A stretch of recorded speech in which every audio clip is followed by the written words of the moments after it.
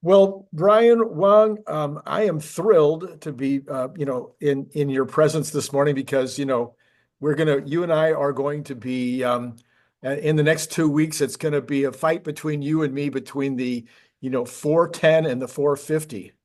Yeah, I'm feeling good. And and there's and for those of you who haven't been paying attention, Brian and I had the two most likely estimates for the end of January, which his was 450, mine was 410. Mhm. Obviously, the stock has surpassed that both of those numbers, and I think the high was 480 on the close and 488 on the intraday. Mhm. And but I'm more. I think I'm slightly more fundamentally based than you are. You take a little bit more interest in the technicals, and Mhm. but I want to really talk about both between now and the end of the month, and we'll talk a little bit about the Trump. Trump coming in, but also specifically with regard to the external um, uh, Revenue service. revenue service, the ERS. Yes. Yeah, right. So so anyway, let's start with okay, we got our numbers, and then we got way more than our numbers, and then Mhm. we had a big pullback. Yeah. Uh, and I have to say, I so far at least got that right too, 380. Mhm. And that's easily found on previous videos that I said over and over again. No, I said it could drop below 380, but I didn't think it would. Mhm. And on the intraday, it did. I think 374, something like that was the Yeah, intraday. right. Are you pretty convinced that we'll never see 380 again? Um, I'm 75% convinced that we won't see 380 again. If we do see 380, 360 again, it happens over the next month. And then, because there's you know, potential for disappointment in the earnings call, trading off after the earnings call, which is on the 29th. So it could hit, my 450, 460, 480 number, Right. and then it could sell off, right? So it's the kind of thing where, um, day by day it could move a substantial amount. I do look at some technical trading, but also my core underlying thing is that I have with you, the fundamental analysis that Tesla's going to get, FSD solved. It's going to happen this year. I think in the next 3 to 6 months. Tesla Bot is going to have made developments this year within the 5 month to 10 month time frame. It'll be, so those will be radically changing and change the fundamental character. So I, I'm I am mainly focused on that, but in terms of like the near term stuff, then there's a lot of technical macro things that are going on which will affect things. Yeah, but then once those big fundamental things drop, then yeah, then we make a move that we don't drop back down again.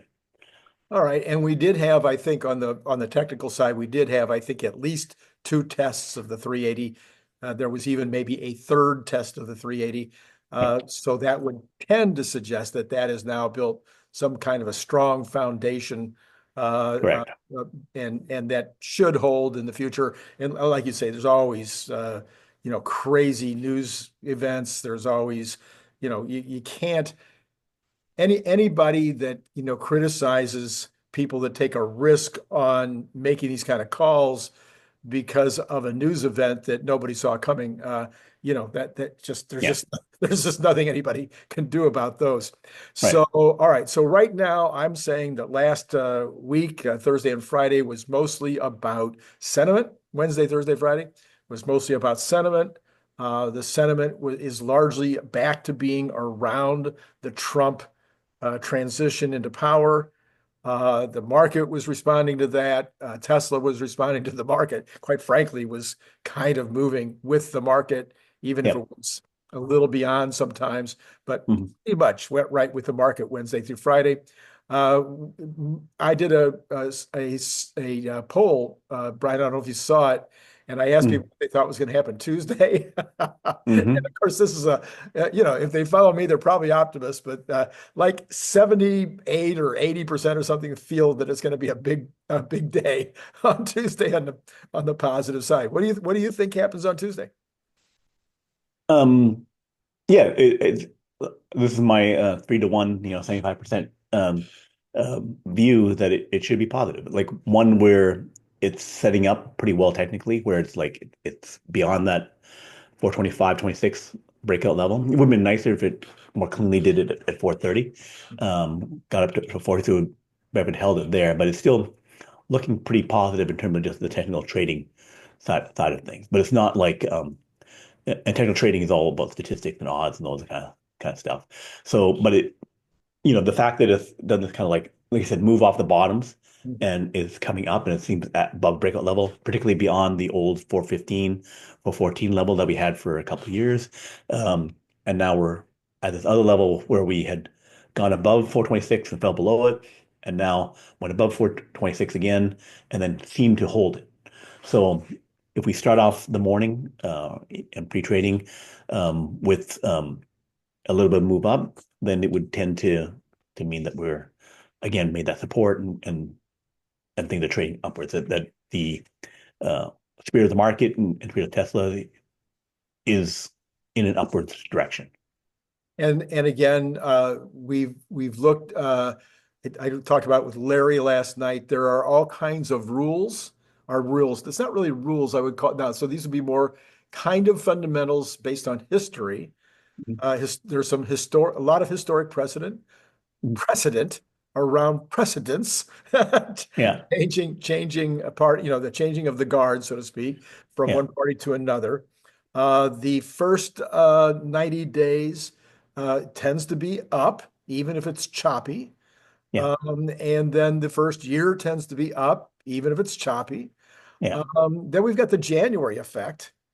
So Hmm. we're talking about the first week of January is supposed to predict the entire month. That better not happen. Right. And then January is supposed to predict the year, and right now that would probably be a good thing.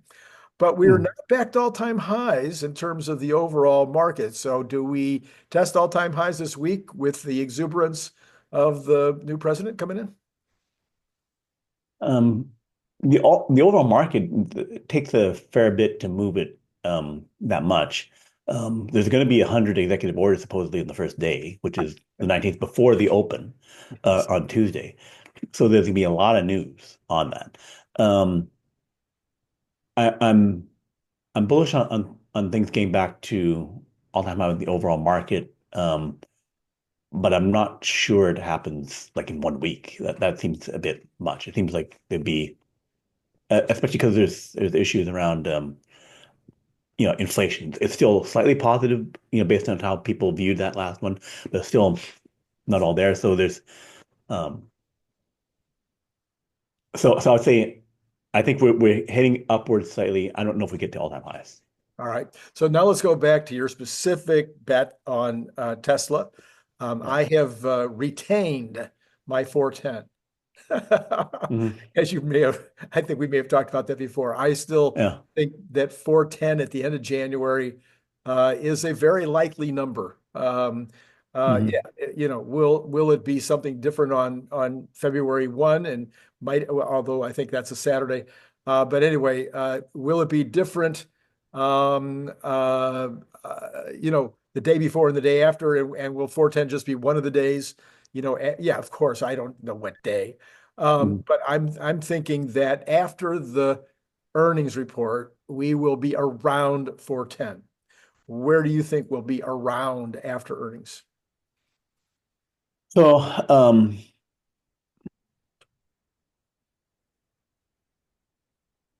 I'll go with the 480. So Okay, so so the new all-time high. Okay. yeah, I'm high. I'll go with that. Yeah. All right. And I have this theory that I've been promoting for years and years, and I've never gone back and tested it. I've never done the history on it, but it's in my head is Hmm. that very typically there's a sell-off the day of, and I mean, in the after hours, after the or during the during the the call, and then there's that sell-off continues into the next day, sometimes 2 days, but that by day 3, 4, 5, usually we've recovered almost all of it, and Hmm. sometimes, not uncommonly, has gone into new highs. And kind of the underlying idea there is that people don't understand what Elon's trying to communicate, or Right. the street doesn't. The retailers get it. We're all going, Right. wow, that was a great call. And the Yeah. street's going, huh? Yeah. And so that's kind of the underlying theory of why I think that happens. At least Mhm. that's my theory. And so that's kind of why I'm saying I think we might be around 410 at the end of the month. But then who knows what happens in February, Mhm. depending on what is revealed. I think that's going to be so. We got one thing is people talk about, oh, he's got to be in a good mood.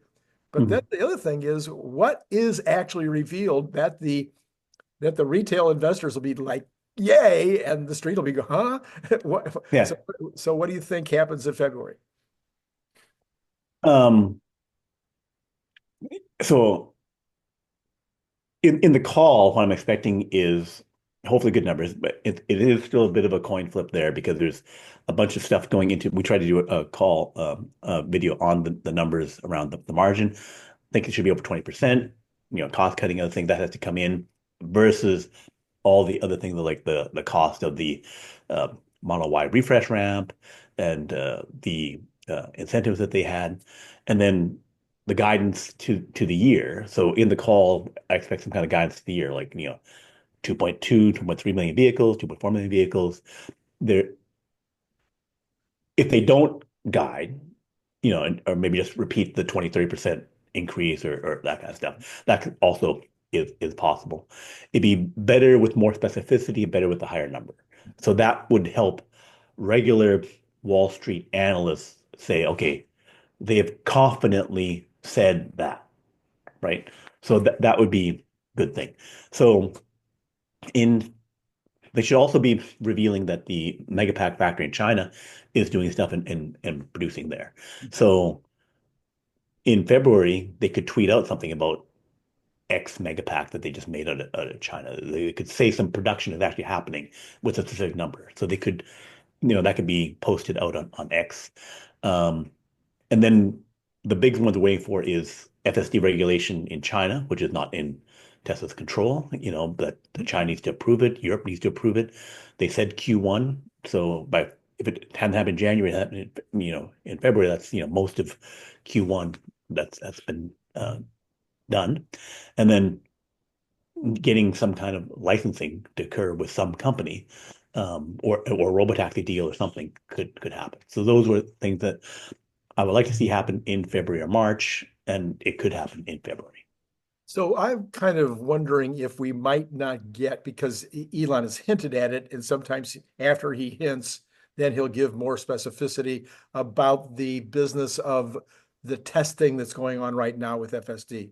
So, or when I say FSD, really robotaxi, I mean, in other words, that the butts in seats that are currently pretending like they're robotaxis up Hmm. in your neighborhood Yeah. in the San Francisco area, and or any other deals that have been made in Austin or elsewhere that might have actual cyber cabs, or again faux robotaxis where somebody's sitting there but their instruction is not to intervene unless it's absolutely life and death.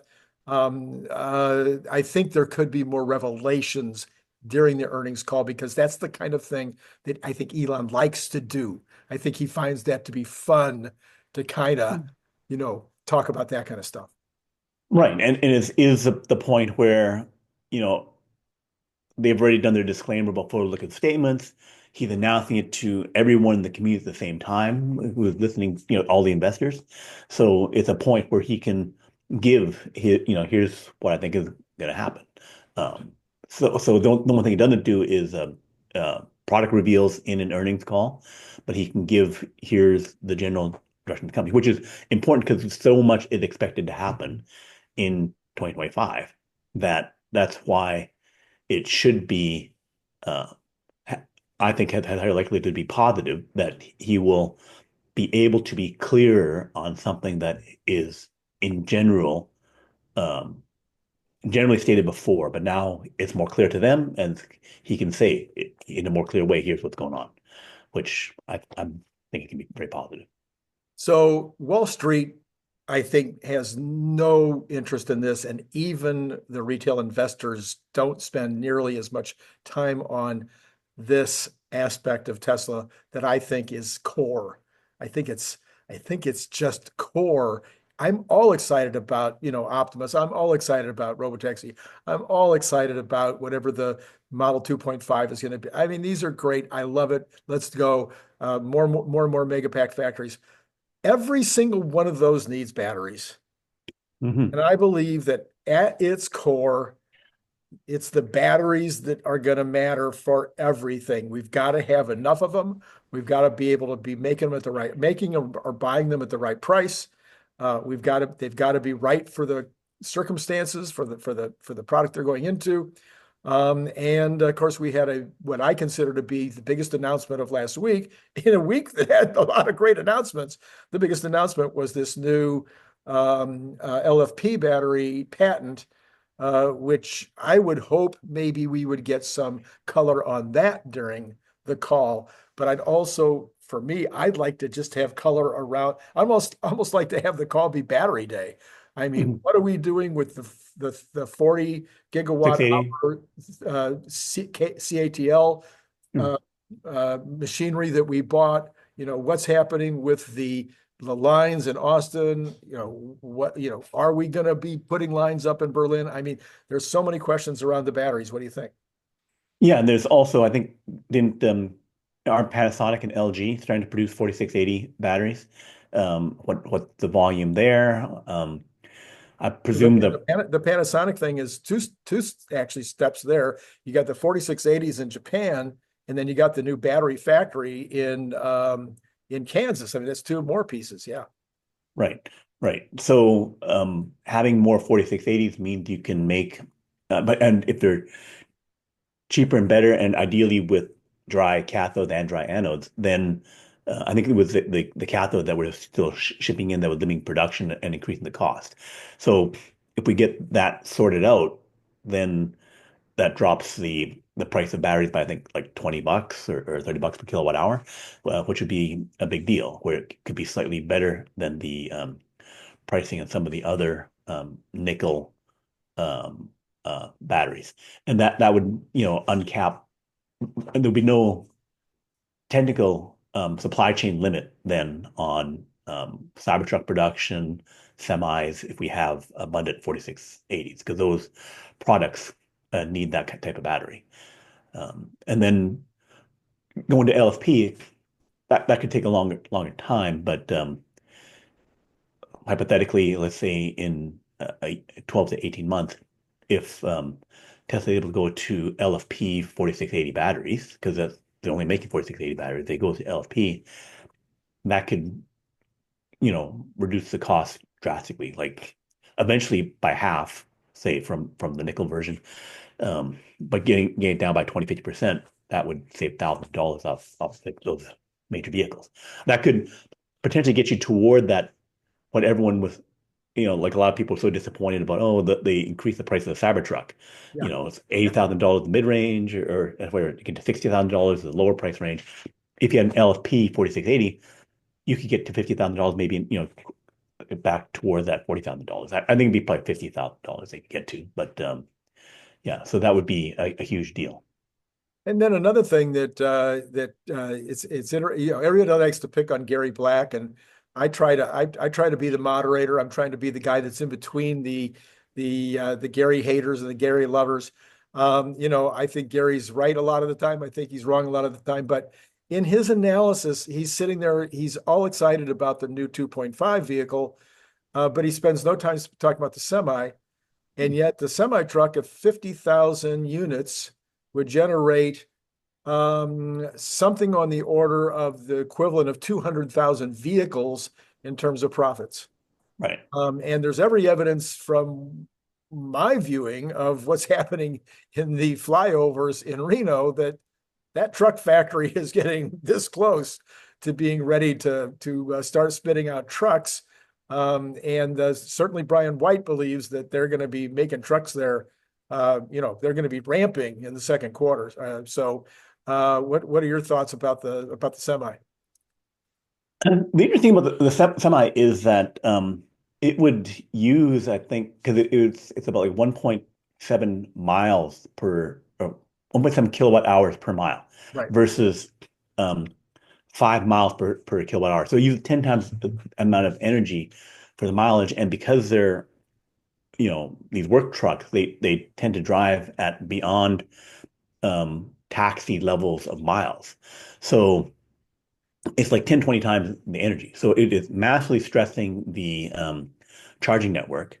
And depending upon how the deal is struck, if like the most of the buyers aren't a Pepsi where they're going to take a year or whatever to do it, they want to use the Tesla charging network. So even 50,000 trucks, that's like, 1 million vehicles driving robotaxi level.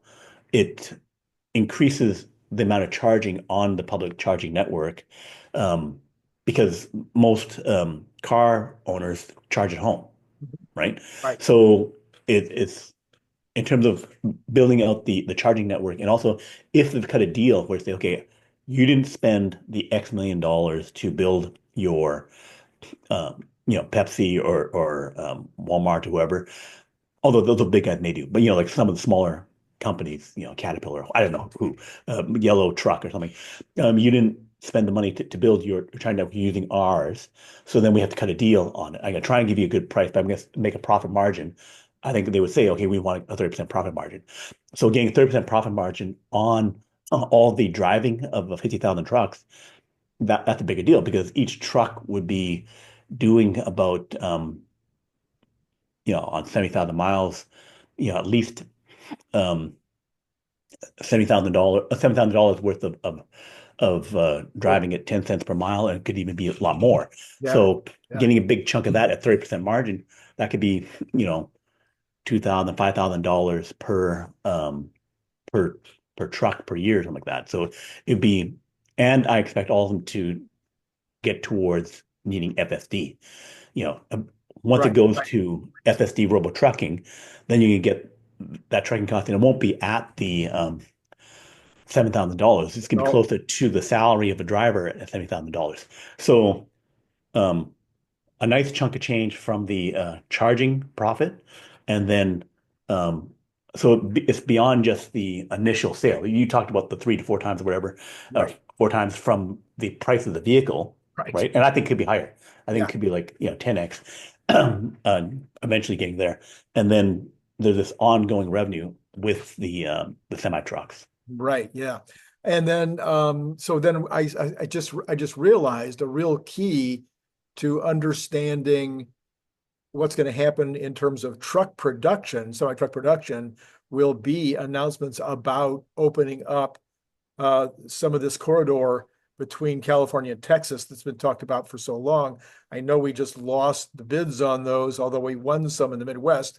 So actually opening up some of the corridors and putting in some of the infrastructure is going to be key if we're going to start rolling out those kind of numbers. Right. So Tesla still, despite the reduction, temporary reduction of staffing in the supercharging teams, that was a huge kerfuffle a few months ago.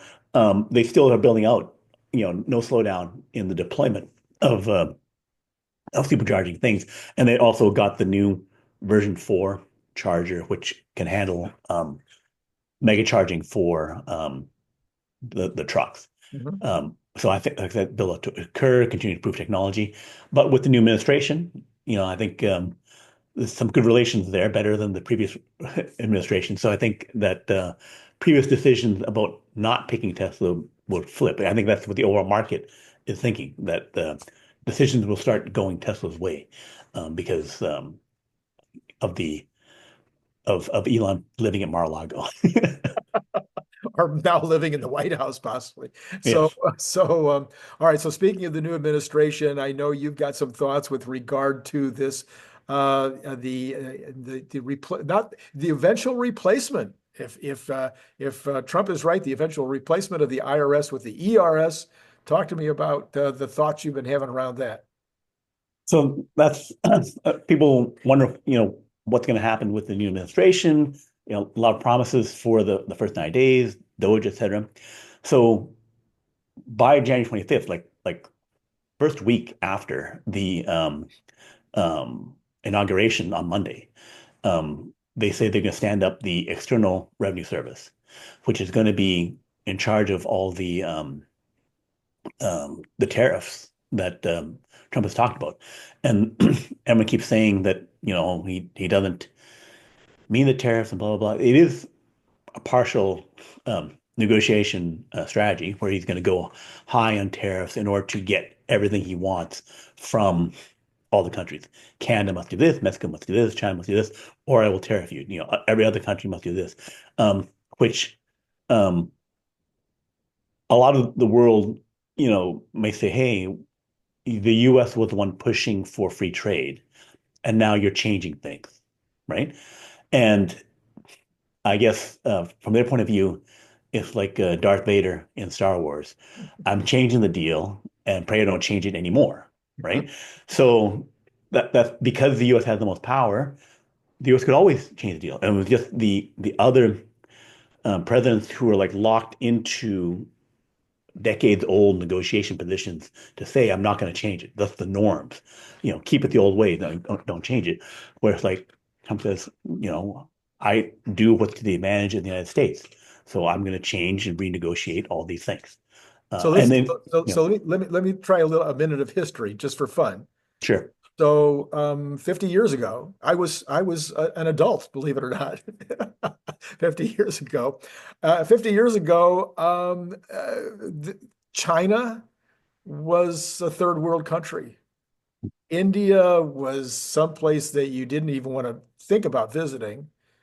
There was no such thing as Singapore. I mean, Singapore was beginning to come back, but it had been a bombed out shell for 400 years.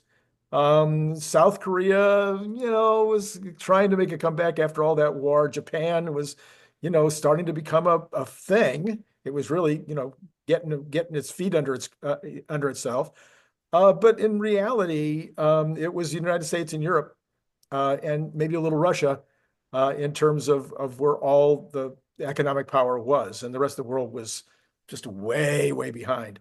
Well, that's so you made certain decisions back then in terms of trying to help China or South Korea or Japan or whatever get back on their feet, but the world has changed dramatically now. Right. So the thing is that there was no mythical United States that didn't do all the things that it did over the last 50 years, right? And I would argue that the United States could have done 4 times better on a per capita basis uh, if other decisions had been made. So one of the decisions we talked about in another video, which we have going up, discussing the building of the nuclear power and those kind of things, was that Nixon, in that 50-year time frame there, was saying that they would have project independence and build 1,000 nuclear reactors and have energy independence from the Middle East because they had the oil crisis going at that time. And ARK Invest said that if that had actually been done, then energy prices could have gone down 4 times. And there's a correlation between low energy prices, abundant energy, and higher GDP. Mm-hmm. So if all energy was 4 times cheaper and we had 4 times more of it, then we could have 4 times more GDP per capita. Instead of like $70,000, $80,000, we could be at, $250,000 per person. But because people didn't see that, that happen, then people didn't realize it. Similarly, when you go back to the Industrial Revolution, 1880s and 1900s, the US and Europe, especially the UK, adopted the Industrial Revolution, transformed factories, got rail, got cars, all things. and then they leaped ahead. Like everyone was kind of bunched together in terms of GDP per capita, and then suddenly the countries that were able to take advantage of the Industrial Revolution, um, went up 10 times, 20 times, right? So then you could see the difference between the U.S. and Mexico. Before, in the mid 1800s, the U.S. and Mexico were fighting and were about equal, fighting over Texas and doing all that kind of stuff. But then years later, then we're like way ahead. So that's when you have the technological leaps and when you have, abundant cheap energy. The US was the energy superpower in World War II, right? Because they had like, 90% of the energy versus the entire rest of the world, not just Germany. Germany had a tiny fraction of a tiny fraction of how much energy within the world. So, so that goes to that mass producing nuclear power, mass producing cheap solar and batteries, even cheaper, super cheap energy matters. And it's the easiest way to drive massive economic growth. And that's the kind of thing that could start happening in the new administration where they massively deregulate. Because that the EPA and that Nuclear Regulatory Commission were the things that held back nuclear for 50 years. Like the fact that almost nothing happened in terms of like only one or two reactors built, something like that, when before that 100 reactors were built, was because of this regulatory restrictions choking everything. Right, right. Yeah. We were afraid. We were afraid of nukes. I mean, let's face it. We were afraid of nukes. We'd seen the movie. We didn't want to go there. So, Actually, no, I would argue against that. It was that interest rates shot up.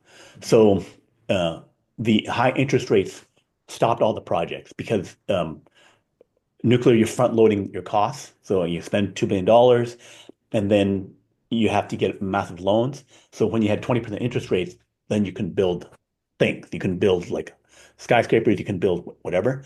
So then you had to get those interest rates. When the interest rates came down, then it was the Nuclear Regulatory Commission not permitting anything. Basically, it was regulatory capture by initially coal and oil industries who were saying, hey, you guys got to 20% of power. You are a real threat. So then we're going to take over an agency here and stop you from doing stuff. Then it became the environmentalists after who said, we want to stop all building of whatever, including oil and other things. We'll start choking everything. And nuclear was already suffocated and they were kept down and they kept making more regulatory things. So that was what occurred. all right. So now, ladies and gentlemen, you are going to hear for the first time because this is what this man does. If you want the future, you come to this channel. If you've hung in there long enough, we're now going to give you the new world order. So, Brian, first time ever, nobody's heard this yet. President Trump doesn't even know that's what he's doing yet, but you figured it out, and he needs to put a name on it. I don't think the new world order is going to work, but anyway, tell us your theory. Well, with the External Revenue Service, he's going to renegotiate all the trade and stuff, and then all of the relationships, with all the powers, where, Mexico and Canada will have to put military on the borders, and all the trade things will be negotiated, and also when he wants Greenland, you know, how it comes in, I'm not expecting it to become a state, but that it'll be either something where Greenland is uh, part of something in the United States or becomes a part of a new American Union where basically they'll get, have a special relationship that they'll have where one, all the economic development occurs, all the military thing occurs. The US will get all the access to it that they want, whether it's a protectorate, whatever you call it, that could kind of change. But then if that goes well, the 56,000 Inuit slash Danish people who are there, and they have had some intermarriage and stuff like that. If they do really successful, get 2, 3 times richer, the same kind of deal could be offered to the Yukon territories in Canada, the Northwest Territories, the Inuvik, so that certain people that wanted to be independent but didn't have an economic deal, they could then choose to be part of the greater U.S. economic prosperity sphere. So I think something like that. What do you call it? Whether it's just individual deals that get this kind of arrangement, and where companies split off because they can vote to get away from other countries. So because Canada said, Quebec, you could vote and you could leave. There'd be some negotiation, that kind of stuff. But these are all economic. So the fundamentally could boil down to a lot of purchases of places, by the United States. It may not technically be called that, but the end result could look a lot like that. And so the idea here is that the way I kind of understood what you told me in the green room is that we basically we do have a new world order Mhm. because we have countries that were third world nations 70 years ago are now the top. They are the cleanest, the safest, the most technologically advanced. Places like Singapore and South Korea. I mean, they're just they're making Europe look like something from a previous era. So we have been kind of mothering the world for the last 70 years because we had uh, protected by oceans, more natural resources than anybody. We already had the wealth coming out of the Second World War that was going to prop us up. And so we've been propping up the rest of the world and helping them out. We've been handing out goodies to people to make them like us or just because we thought it was the right thing to do. Who knows what all of the reasons were, probably depended on who was in power. But that the rest of the world now can kind of stand on its own and doesn't really need the United States coming out with the cookies and milk to keep these people going. And so that changes how we need to view each other as friendly competitors, as trading partners, equal, not dominant and child. So it was a lot of Cold War stuff. It was also, just at World War II. Like, I'm from Canada, and basically, I think in 1955 or so, the U.S. president at the time, I think it might have been Truman, came up to the Canadian Prime Minister Diefenbaker. Canada 55, was 55, 50, around 55. Eisenhower, Right? Eisenhower. Yeah, Eisenhower. Okay, Eisenhower come up there and basically said that after the Korean War, Canada had the third largest military after World War II. All the everything else was still broken up. Canada was making really great jet fighter Avro Arrow, which was like an early F whatever 4 or 5 plane. It was really good plane. And so, but Canada was kind of like still the Robin to the UK Batman. But then after that meeting, pretty much it was Canada became the U.S. Robin. The U.S. said, okay, after World War II, we're the dominant guy. You're our guy now. And then Canada's defense budget shrank like 4 or 5 times, from 5% down to 1.5%, and then it became under the U.S. umbrella. And it was okay. And now we're together, but me on top, going against Russia and USSR Soviets, right? But 1990s, they win. Soviet collapses, and even now, as much as people make about the trouble about Russia, their economy is like you know almost 20 times smaller than the United States, right? They are not a deal, right? So then, as I say, all these things can be renegotiated, and that's why Trump is doing that. Like, it made sense 70 years ago, but now it doesn't.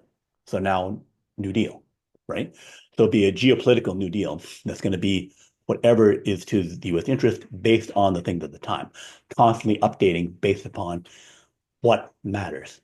But it will go towards a world of AI technology growth, abundant energy, right? And all the politics around, um, you know, um, for geopolitical geeks, it's all this stuff. Saudi Arabia got manipulated. They dropped down the price. They crushed Russia's oil thing because Russia's basically Saudi Arabia with nukes, right? And so it was all this kind of like stuff around oil. But if oil becomes not the thing because it's nuclear power and solar, right? And oil still matters because it's whatever, but it still becomes less and less important, right? Then all of these strategic geopolitical relationships can change in a dynamic world of growth, AI, nuclear, solar, etc. Right?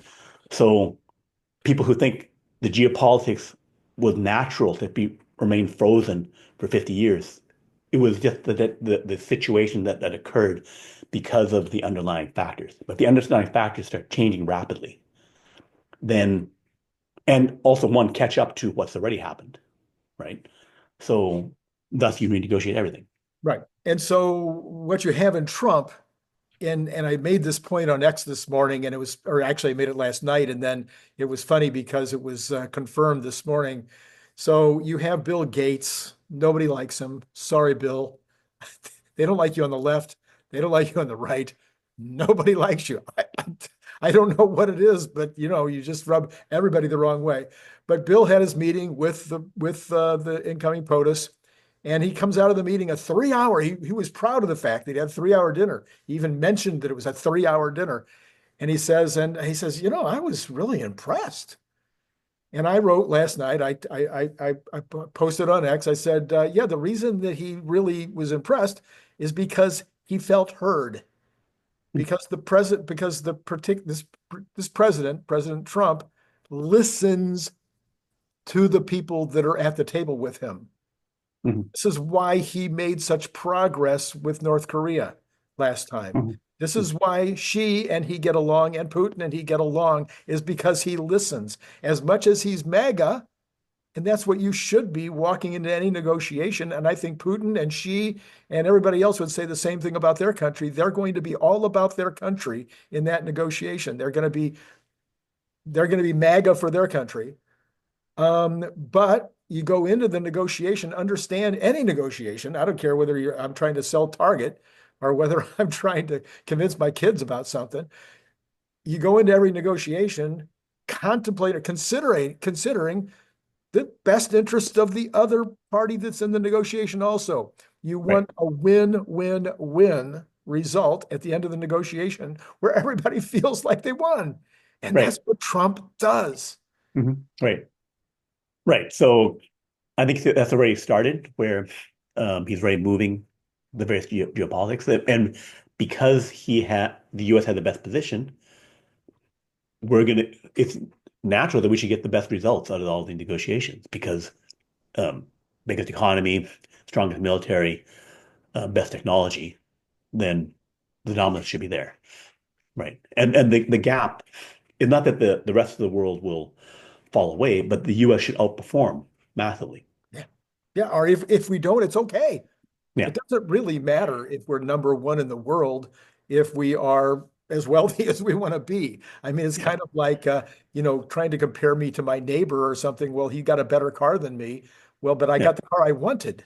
I mean, it's like, what difference does it really make? That's kind of prideful and envy. Pride and envy are not things that, wear well on people. So I would say, it's fun to be number one. And I think it probably the U.S. will be. I mean, it's going to be a little hard to unseat the Magnificent Seven anytime soon, and pretty much that guarantees us being number one for, probably another 40, 50 years. But it's not really the goal.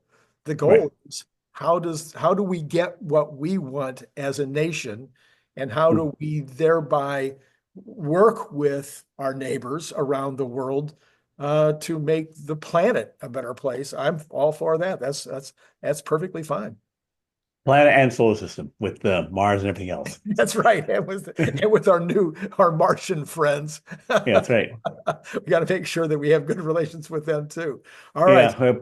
Movies warning us about that Earth-Mars war stuff. That's right. That's right. That's right. All right. So again, you heard it here first. This is not you have not heard this on NBC or CNBC. You have not heard this anywhere else. Okay. It's this guy again, Brian, who has seen through what I assume Trump has in his mind, but maybe not. It may be that he's only viewing it on a segment by segment, transactional, regional. He may be looking at it that way, but what Brian has done is said, okay, look, what we're talking about here is a restructuring of the world order. It's no longer going to be about Davos. We're gonna have to pick a new city. Yeah, yeah. I think Austin, Texas, or Austin, Texas might be this. or Mar-a-Lago, wherever Mar-a-Lago is. Yeah, Or Mar-a-Lago, somewhere in Florida. I think yeah, Miami or close to yeah, Miami. yeah. All right. So yeah, so this is exciting and fun. And if Brian is right, which I think he is, by the way, or I wouldn't be so excited about it. It's going to be an amazing next decade. And this should worry the Democrats even more than their vacuum of talent. I've been noticing, Brian, on X, the commentary from the Democrats right now is almost as vapid as their presidential pick was. Right. 2 months ago, their commentary was normal. You could have a conversation and a fight about a subject matter, whatever the Mhm. subject matter was. You go back and forth, and you've got points, I got points. It's intellectually stimulating. We all have a good time. Right now, it's like, well, he's a bad person. Yeah. There's the commentary has switched, and I think they realize that they are out of power for probably the next three this presidential cycle and two more. Right. And I don't think because they don't want to give credit for what has happened and looks likely to happen. But it has to be proved over the next 2 years, Right, right? That right. a lot of stuff have happened then when the midterm and stuff like that. So, but I think it will be, and we'll start seeing it in the next this coming week, and Yeah, it happened. what a week. Holy mackerel. What a year. Yeah. 2025 is going to be a year, and this week is the setup week. So I hope you guys are excited out there. Let us know in the comments below how excited you are and whether you agree with Brian and with Mhm. his Robin, me. Yeah. It's all about what Brian thinks is going to happen. All right. So like, subscribe, notify, all that stuff. Say goodbye, Brian. Bye bye. It's been great talking to you guys.